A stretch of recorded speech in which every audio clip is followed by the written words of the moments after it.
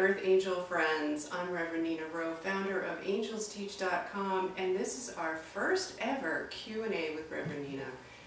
I am so excited to be doing this now, and welcome to our new weekly series.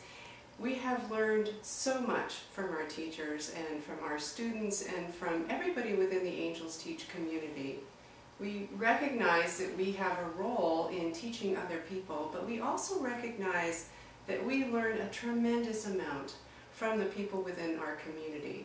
So this new Q&A series is an opportunity for us to respond directly, find out what's on your mind, and answer questions that you might have. And we learn through the process. Not only do you learn, but it gives us an opportunity to tune into what the angels have to say, or I should say gives me an opportunity to tune into what the angels have to say and to pass that information on to you. So thank you for your contributions, and I'm really excited about this new venture. Okay, so our first question ever is from one of our Living with the Angels members, Winston, who is from New Brunswick, Canada.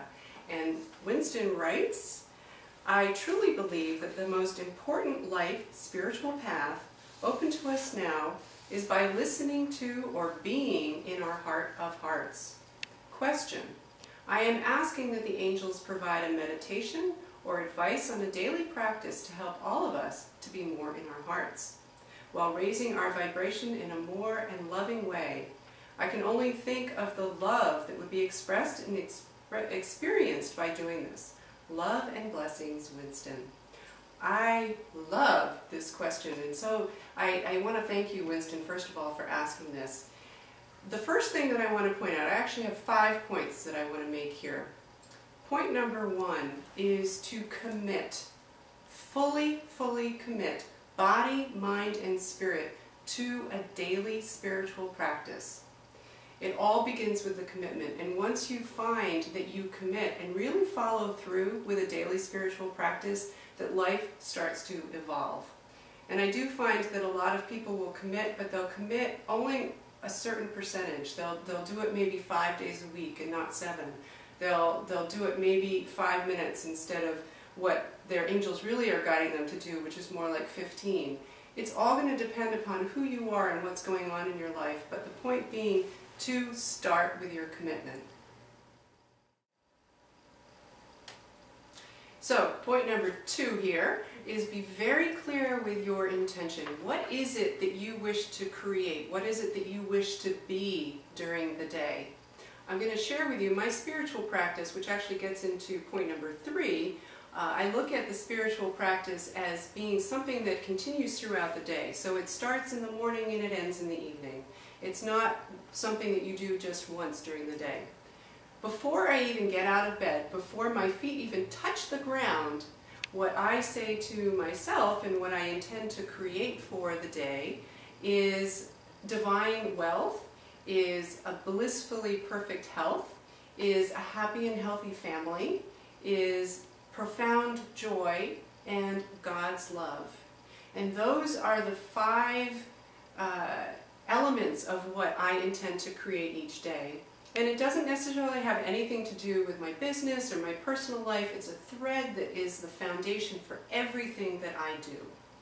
So what you have to be very clear with and work with your angels on this is, what is your intention for who you want to be in the world?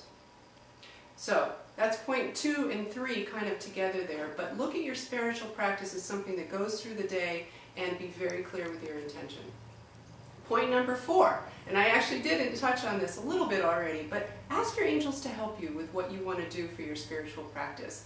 A lot of times people will ask me and then they'll mimic what I do. And that may work for them, but remember that my spiritual practice is something that I've worked very hard with my angels to create. And it's something that works really well for me. It's not necessarily going to work well for you. Part of my spiritual practice is I do yoga. Part of my spiritual practice is I call in the day's energies with my husband every morning. I also meditate for a half an hour in the late afternoon. And many times I close the day with a prayer of gratitude. Now, you may find that doing all of those things works well for you with your own version. Or you may find that, you know what, there's no way I can do yoga. I can't do that. Or, you know, I don't have a partner to call in the day with. That's okay. You have to work with your angels, understand that your spiritual practice is something that should continue through the day in whatever way works best for you. Okay, so point number 5 here, and I'm smiling, I'm giggling here because you'll notice, or you may have noticed, that it got a little bit blurry a minute ago, that we've had to move the camera around a little bit. That's because the light in the room is shifting, and it's beautiful light, so we're trying to take advantage of it, but you know what? This is the first time we've done this. My 5th point, and I'm just so loving the synchronicity here, is that forgive yourself. Forgive yourself for being human. So many light workers put so much responsibility on themselves because they want to be perfect all the time. They want to be always coming from this place of compassion and love and wisdom and perfection. And yes, we strive for that.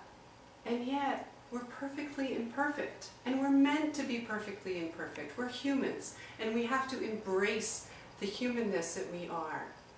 So, we build a spiritual practice with our angels to keep us tethered to the higher path, to keep us aligned to the higher path. And sometimes we need to forgive ourselves for doing things just a little bit less perfectly. And you know what? If we were able to do it perfectly, we wouldn't need a spiritual practice in the first place. But we do. So be sure to forgive yourself. So, Winston, thank you so much for your question. I love that you were part of our first Q&A with Reverend Nina video. Just want to let you all know that the discussion doesn't have to stop here.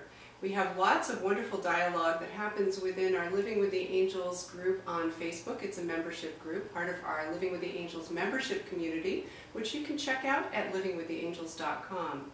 We also have an AngelsTeach Facebook page, which is open to absolutely everyone. Just check out facebook.com/AngelsTeach community. So again, thank you for joining us here. The fact that you are here is divinely guided. Don't ever forget that you're exactly where you're meant to be. Wishing you blessings of love, joy, and abundance. Be well.